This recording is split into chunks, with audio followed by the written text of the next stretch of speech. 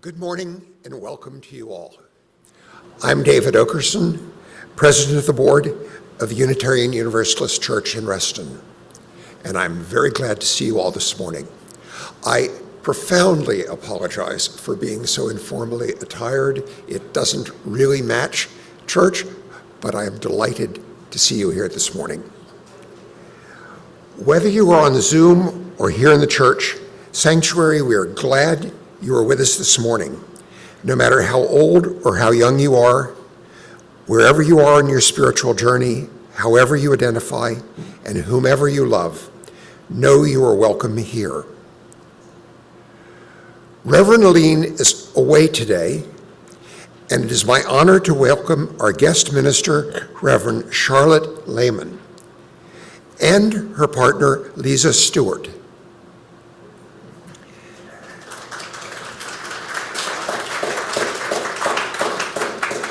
Reverend Charlotte has served as a religious educator or minister at UU congregations in Massachusetts, Florida, and Virginia.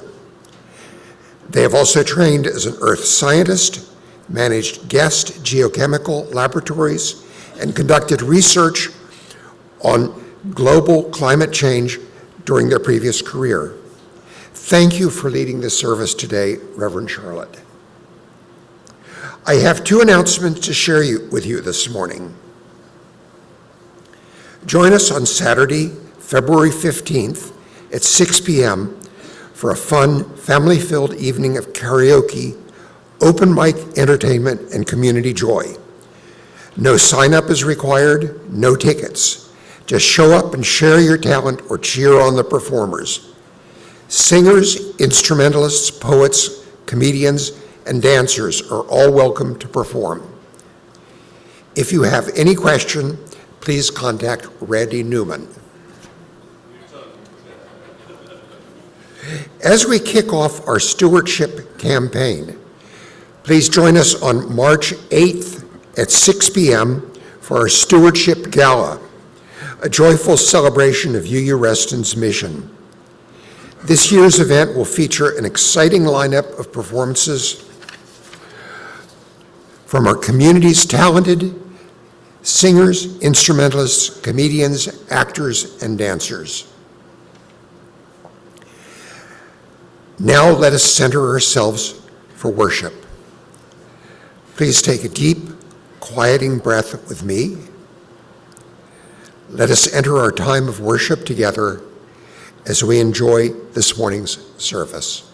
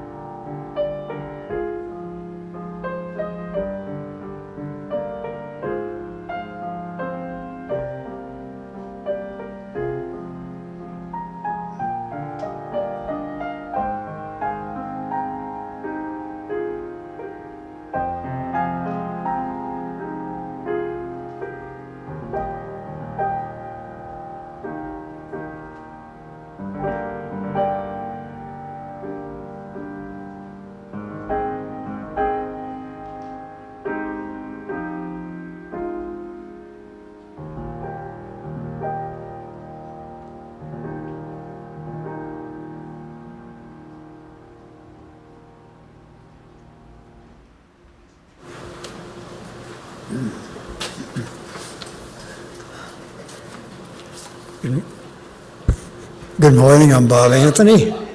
Our chalice lighting words today are by Sarah Lammert.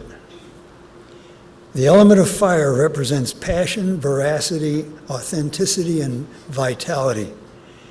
If the chalice is the supporting structure of Unitarian Universalism, then we are the flame. We are the flame fanned strong by our passions for freedom, our yearning for truth-telling, our daring to be authentic with one another, and the vitality we sustain in our meeting together.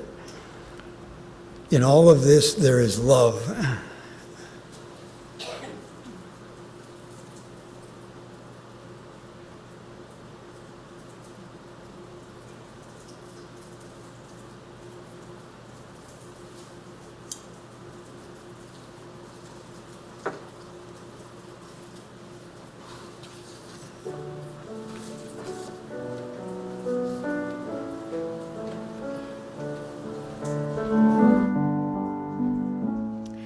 Good morning. Here at UUCR, we have a tradition where we sing our covenant together every Sunday. Love is the spirit of this church. So we will remain seated while we sing our covenant together. And if you are here today for the first time, we invite you to accept this song as our blessing to you.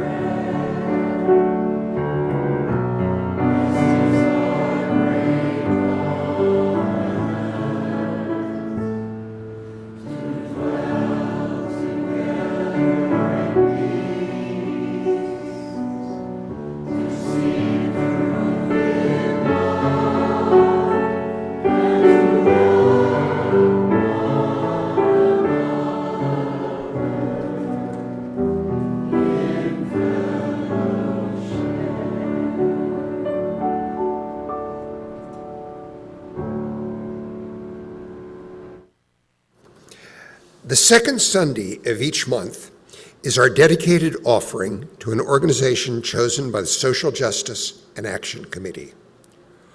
All of today's offering, except those things specifically marked as pledge payments, will go to Herndon Reston Fish. Herndon Reston Fish is a non-sectarian, nonprofit organization providing friendly, instant, sympathetic help to Herndon and Reston residents in short-term financial crises. A dedicated team of staff and volunteers carries out this work. Indeed, every year, Fish helps thousands of predominantly very low-income families and individuals in all demographic categories by providing assistance in paying rent, utilities, medical items and prescriptions, household items, and other short-term emergency needs. You can make your donation using the link in the chat and on your order of service by entering your donation into the Charity of the Month donation box in the online form. You can also write a check to UUCR with Herndon Reston Fish in the memo line and put it in the offering basket or mail it to the church. And, of course, you can put cash in the offering basket. Thank you for your generous support of this important community resource.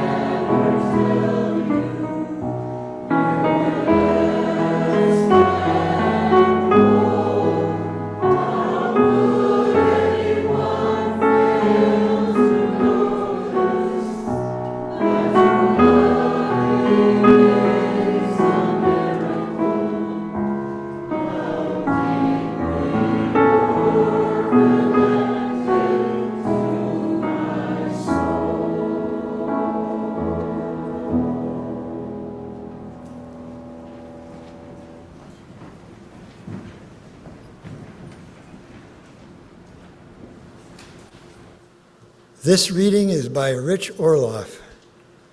We are gifts we give to each other, you and I, fragile, even appearing sturdy, delicate, but stronger than we have convinced ourselves we are. I have been with others who are reluctant to reveal more than a sliver, even in intimate situations. I've also been the person reluctant to reveal myself or to delve into the mystery of who I might be, beyond the identity I cling to.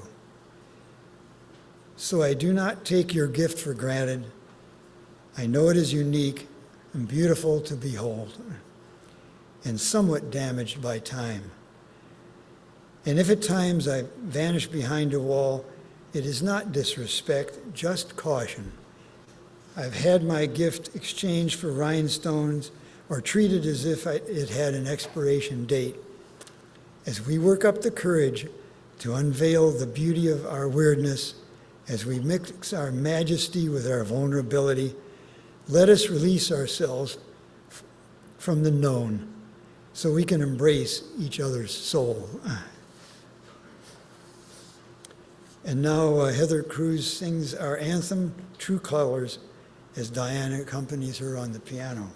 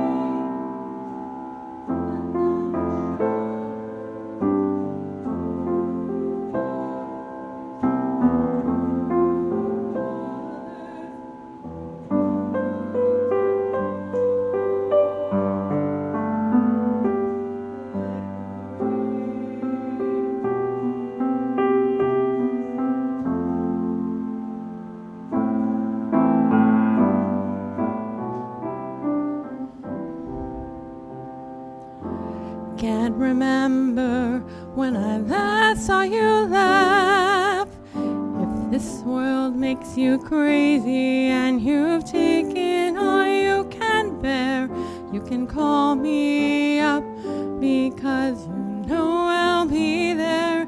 And I see your true colors shining through.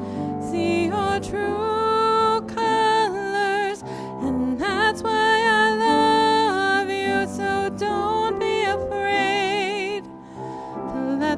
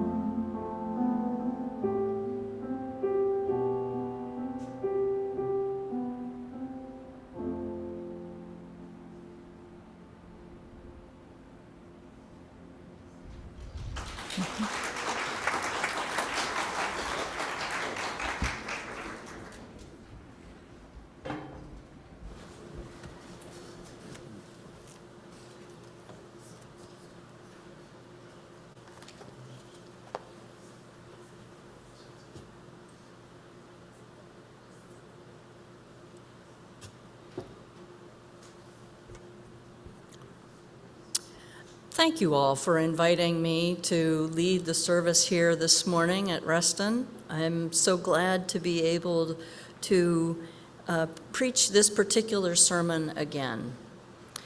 Last year, when I first preached the sermon, I had to first apologize for getting the title of the morning's Time for All Ages story all wrong. I don't really know what led to that, but thank goodness I knew better this year. There is, though, I think, not much worse than being called by the wrong name or otherwise misidentified. I know it happens far too often to me. And I can only imagine what it must be like to be a person who has worked hard to embrace their identity, their true colors, and have that identity overlooked, deliberately ignored, questioned by strangers or people you care for or about. I think it is safe to say that each and every one of us has experienced at some point or other in our lives a time when we just wanted to wear something considered not appropriate. Maybe even the vest, by the way, is from a male colleague.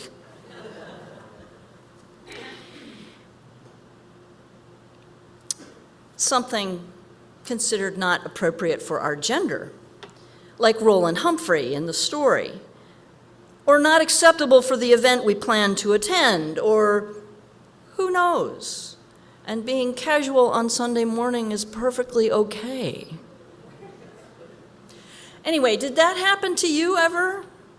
Maybe you've been accosted, whether in the past or within the last few weeks when exiting a restroom. It may not have been as obvious and in your face as the way our gender, non-binary, and transgender community experiences it, but it is still painful not to be seen in our honest self-expression and full humanity. It isn't easy to express our true selves in the dominant culture that dictates what is acceptable and what is not in our predominantly white, cisgendered, heteronormative society. We are not necessarily taught to freely and comfortably express ourselves as we know ourselves to be, from the inside out, rather than the outside in. While it has gotten significantly worse in the last year, and even more so in the last few weeks, this is an age-old flavor of discrimination. In today's parlance, it's called homophobia, biphobia, and transphobia, a fear of different identities, which manifests as violence against other people with those identities. I have some personal history with the questioning of my unique identity, a history that tended to make me invisible. One memory that I have, which has to do with expressing myself, is from kindergarten. I was 5 years old, and the class was gathered on the rug as we would for story time and other activities like that. The teacher put on some music for the class to dance to. I don't know what sort of music it was, but regardless, I stood there, not moving in any way, shape, or form. I didn't know what to do. To my mind, I didn't know how to dance. So I just stood there without moving at all. For this, I was punished. Yes, punished. The teacher took me over to the corner where bad children who acted out, were made to sit facing the wall.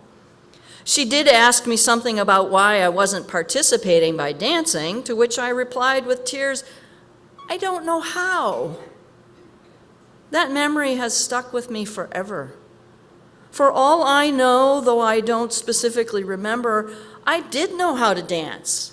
and did so probably with wild abandon at home. In fact, I know for certain that I could dance. There's a sweet photo of me in what I think was a red dress and smooth-soled shoes dancing with my grandfather. Grandpa Pat was a suave and debonair man who often wore bow ties. And I also remember putting a vinyl LP record of the Russian composer Nikolai Rimsky-Korsakov's Suite Scheherazade, based on 1001 Nights, otherwise known as the Arabian Nights, or maybe something else, on the record player and moving with wild abandon around the living room at home. My true self loves to dance, but I was a shy child. It is not unusual that for those of us who are introverted, people don't really see or know our true colors. And then there are the ways that each and every one of us can and are made to feel badly about who we are in all the fullness of our self-expression. Where Roland Humphreys in the story this morning wants to be able to wear pink and other bright colors that are deemed for girls and not boys, I was a so-called tomboy. Now, there's a complex and long-historied identity moniker. How many of us were drawn to the clothes and activities of the so-called opposite gender back in the day? You can raise your hands if you want to, if you feel moved to. I certainly was. Obviously, we have tried to move beyond thinking about gender in terms of binaries half a century ago. God, that sounds like eons ago. It was all binaries back then, all the time. When I was 13 years old, some stuff went on in my life that I didn't have any way of knowing why it was happening. As I said, I was a tomboy. I eschewed girls' clothes. I had long before stopped wearing dresses and skirts and smooth-soled shoes. I liked to play outside with the neighbor boys, including sports like baseball and football. I would ride my bike and go fishing at one of the city lakes near home. I scraped my knees, I got dirty, and I had pet rabbits, and I loved to walk the dog. A girl and her dog. But unbeknownst to me, things were changing behind the scenes. Out of nowhere, my parents were suddenly criticizing me left and right, right and left. I couldn't do anything acceptably.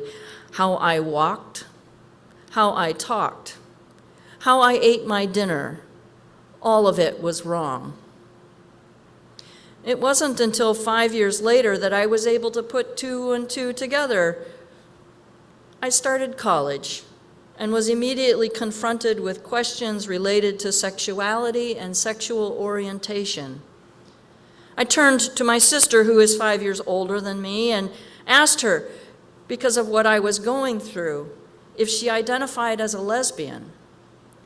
She wrote back to me saying yes, and telling me about her own experience when she went off to college 5 years earlier. My sister came out to my parents right away in a letter to them because she wanted them to know what was happening for her.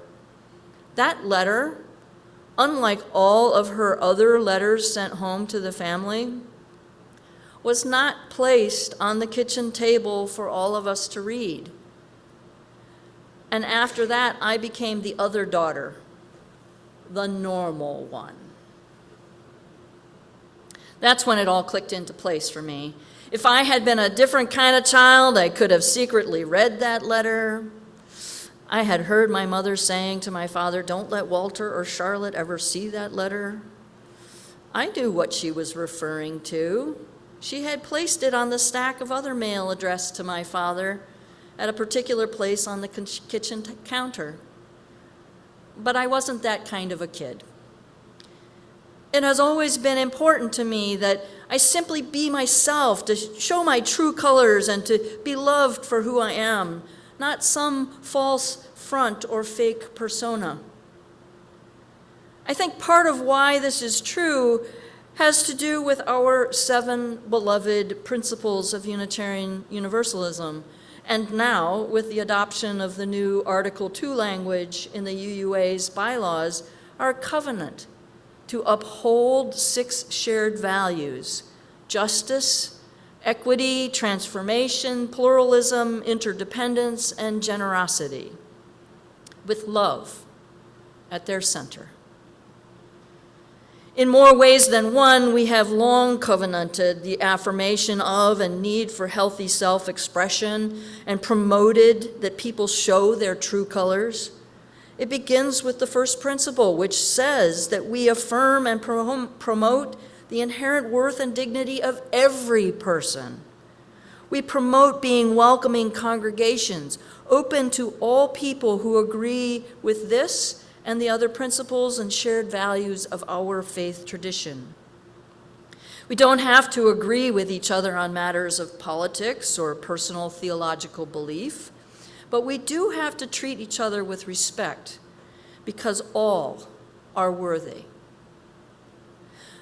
The first isn't the only one of the 7 principles that upholds our recognition that each and every one of us is entitled to living according to who we know ourselves to be.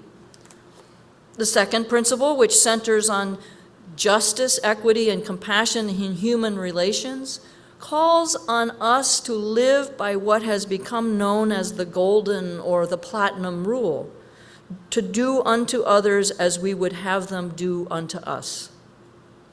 If we wish for people to see us fully for who we are, to see our true colors, we must do the same for them in return and love them for who they are, regardless of their identity.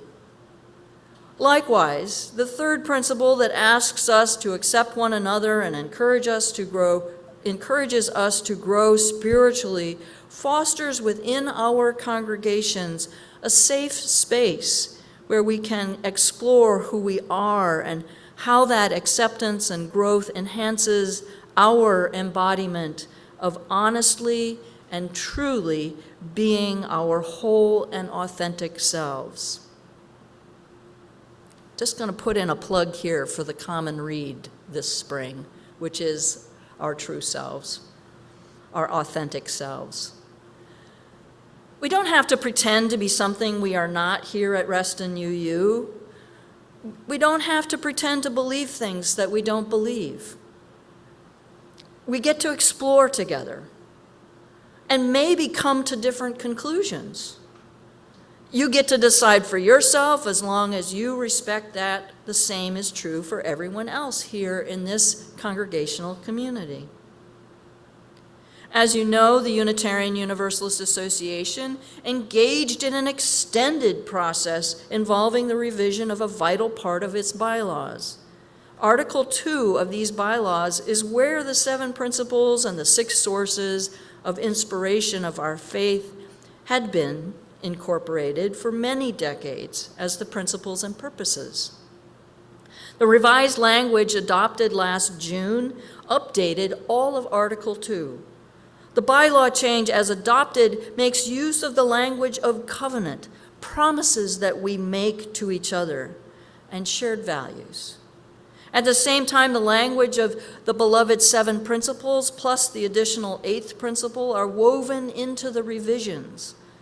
The identified values that we share as Unitarian Universalists includes 3 that correspond to what I have been expounding upon this morning: the shared values of justice, pluralism, and equity. All are pertinent. Justice. We work to be diverse, multicultural, beloved communities where all thrive. We covenant to dismantle racism and all forms of systemic oppression. We support the use of inclusive, democratic processes to make decisions within our congregations, our association, and society at large. Becoming diverse, multicultural communities is all about seeing others for who they are and welcoming them into our midst. When we take action against forms of systemic oppression that aim to limit people's freedom of expression around who they love and how they name themselves or dress or which gender expression is right for their own self, we are supporting people's inherent worth and dignity. Pluralism. We celebrate that we are all sacred beings, diverse in culture, experience, and theology. We covenant to learn from one another in our free and responsible search for truth and meaning.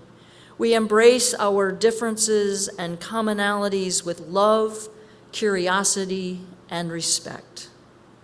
Again, with this shared value of pluralism, we are called upon to respect our diversity regardless of the nature of our similarities and differences. We look to each other for opportunities to learn and to grow. All of us are sacred no matter what. Equity. We declare that every person has the right to flourish with inherent dignity and worthiness. We covenant to use our time, wisdom, attention, and money to sustain fully accessible and inclusive communities. We are called to act for justice and to ensure equity in creating a pluralistic world where all of us can be our true selves.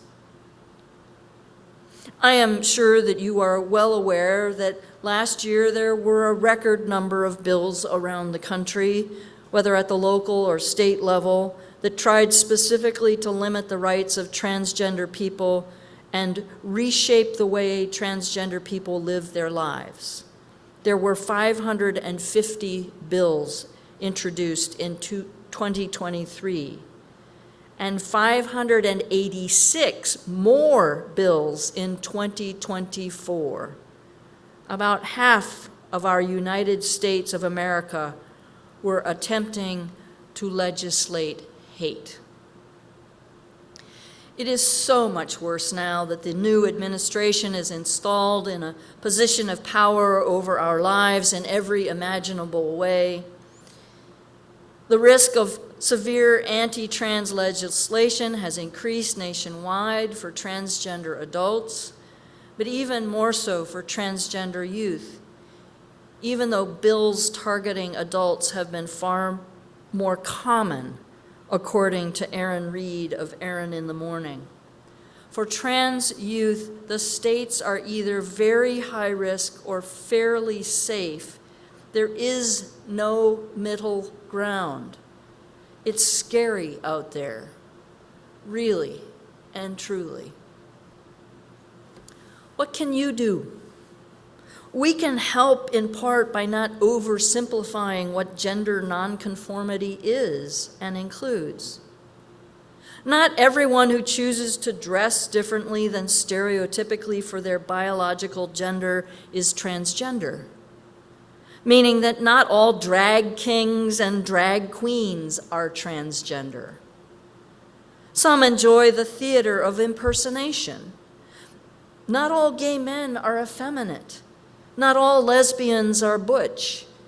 The more that each and every one of us embraces our own honest self-expression, the wider we cast the circle of inclusivity and show that there are innumerable ways of being in the world and being our true selves. When you have an opportunity to speak up and speak out on these and similar issues of systemic oppression, do so. Those who are members of or identify with oppressed groups need our support. As members of identity groups that are in the majority and are not being discriminated against, your allyship carries weight and makes a difference.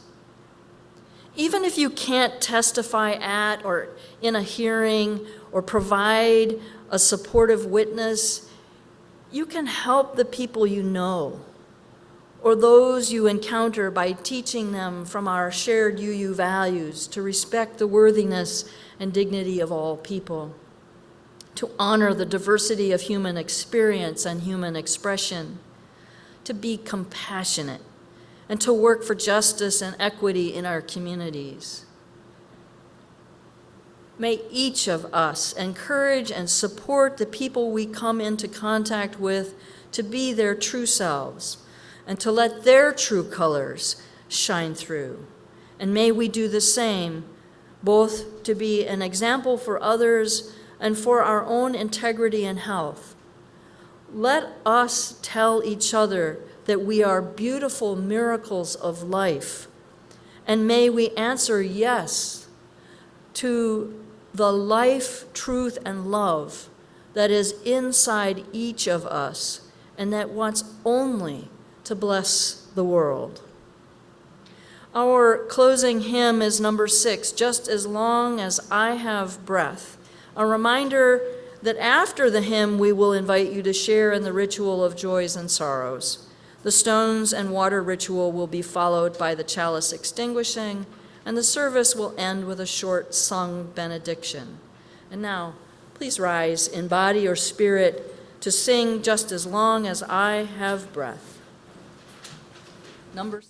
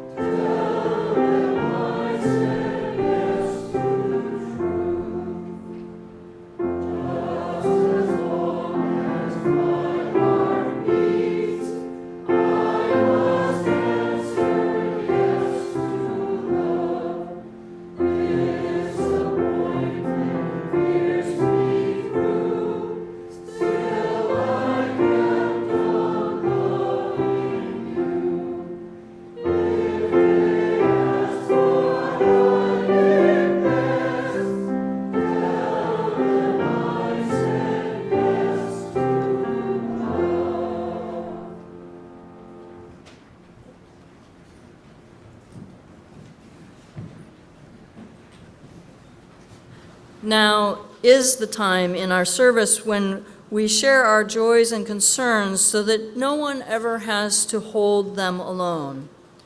If you are joining us remotely this morning as members of the in-person congregation, place stones in the water here in the sanctuary, you may wish to light a real or virtual candle wherever you are this morning to mark what is on your heart. If those of you at home would like to share what you are holding in your heart today in the congregational chat on the screen, please write to all attendees, and please remember that what you share will be public. Those at home may then read the joys and concerns shared in the chat. Then enter into your own time of reflection and prayer.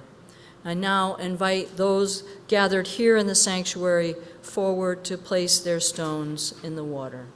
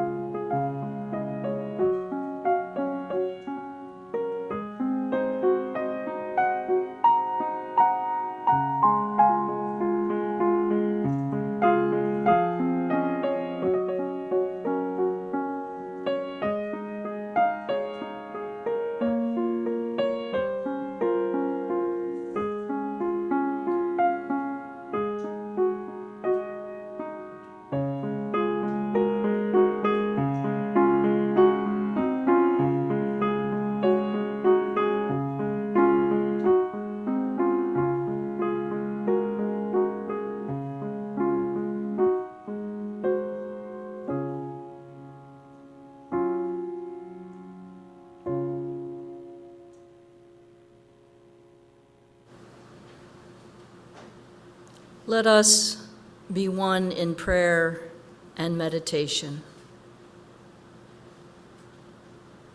Spirit of life and love that so faithfully animates our creation, we are grateful for this community that is with us in both times of joy and sorrow.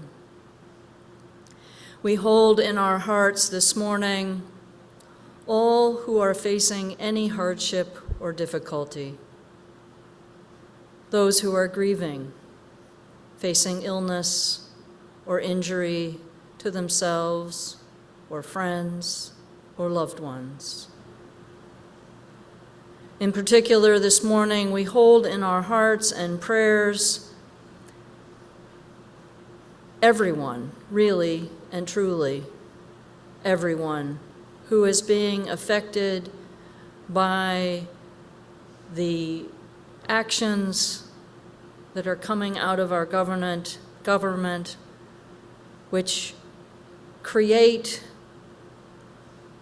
a lot of fear and uncertainty in our lives. And uncertainty doesn't go anywhere near what we're feeling inside our hearts. Many of us don't know what to do. We hold each other as we all hold the liminal time, the need for care and compassion. For them, we light this candle.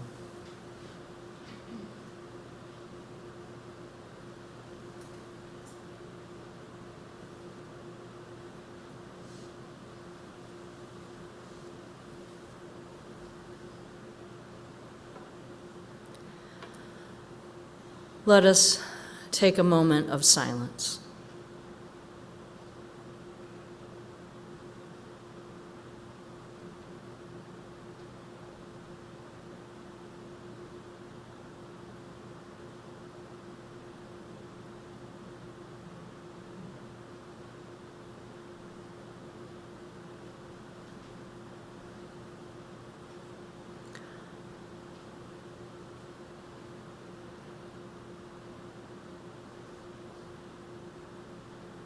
We also know that amidst all of the fear and anxiety, the sorrows, is mixed in joy and celebration. And for this we say, Amen, blessed be, and Namaste.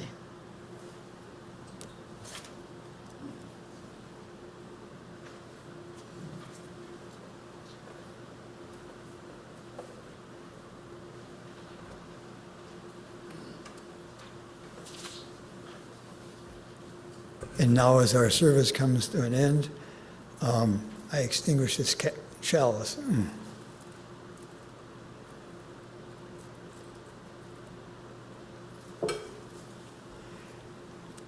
These words are by Jean M. Rickard. We have a calling in this world. We are called to honor diversity, to respect the differences with dignity, and to challenge those who would forbid it. We are a people of wide path. Let us be wide in affection and go our way in peace. Amen.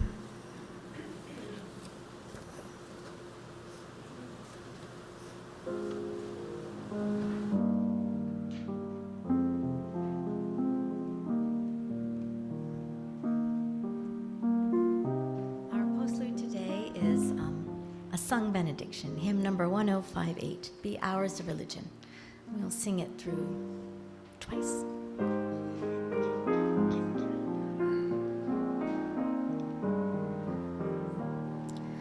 Be ours a religion, rich like sunshine, goes everywhere.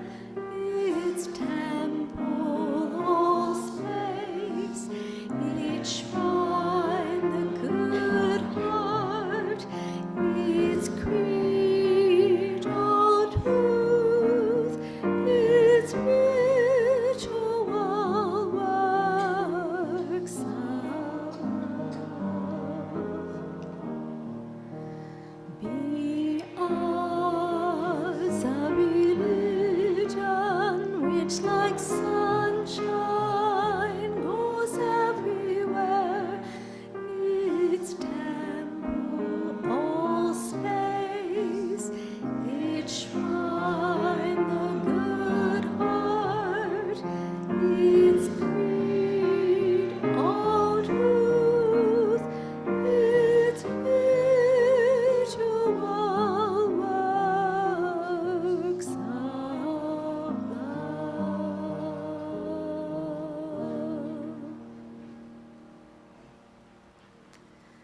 Thank you for coming to this service today, and thank you so much to Reverend Charlotte for leading, and we wish you a blessed afternoon.